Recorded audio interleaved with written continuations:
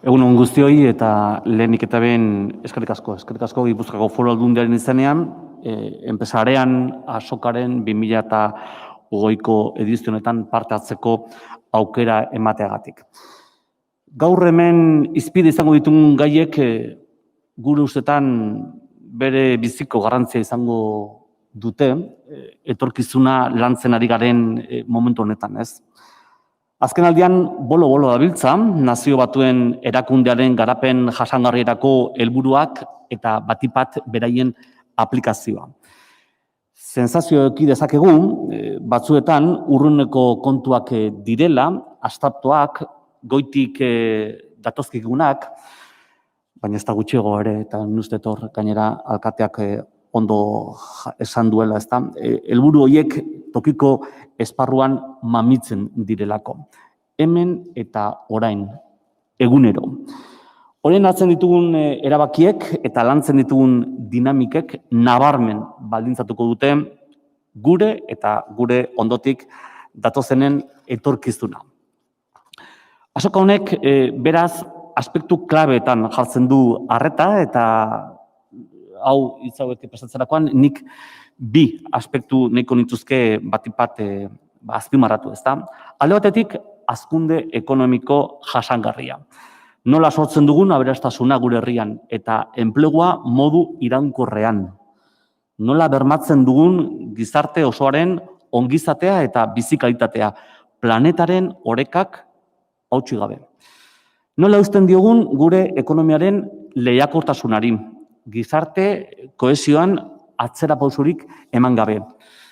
COVID-19ak desberdinkariaren mamuare azaldu du berriz gainera. Eta horri ere aurre egin behar digu herri bezala. Horiek alde batetik. Eta bestetik, nola ez, hizkuntza aniztasunaren alorra.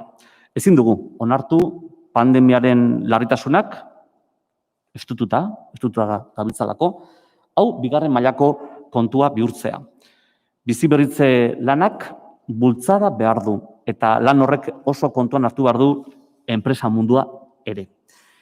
Iaz, lagun garen eskutik egin genuen ikerketa baten arabera, Gipuzkoako barne produktu gordinaren 5,54 dago euskararekin lotuta.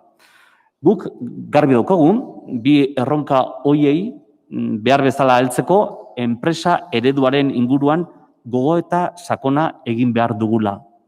Eta plaza hau benetan oso egokia da. Inflexio puntu baten gaudela eta horren aurrean hemengo ereduaren indargunei ere eutsi egin behar diogula. Gure eredu sozioekonomikoari ere momentu honetan eutsi egin behar diogu. Ez gara munduko honenak, ez gara perfektuak, badugu zer hobetu, baina Gipuzkoan eta Euskadin izan dugu gauzak egiteko modu berezi bat, modu bat. Bereizten gaituena, gure enpresak mundu zabalean lehiatzera eraman dituena. Balio oso sendo hoiek zeintzuk diren, azken aldi honetan, behin eta berriro aipatzen ditut, ez astutzeko, goraipatzeko kasu batzutan. Eta horiek izango direlako segurazki, krisi honetatik ere ateratzeko baritugun oinarriak. Elkarlana, seriotasuna, apaltasuna, konpromisua, parte hartzea, etengabeko hobekuntza grina. Balio sendo hoiei beste behin ere heldu beharra diegu. Eta hemen zaudeten enpresak bazarete horren adibide garbia.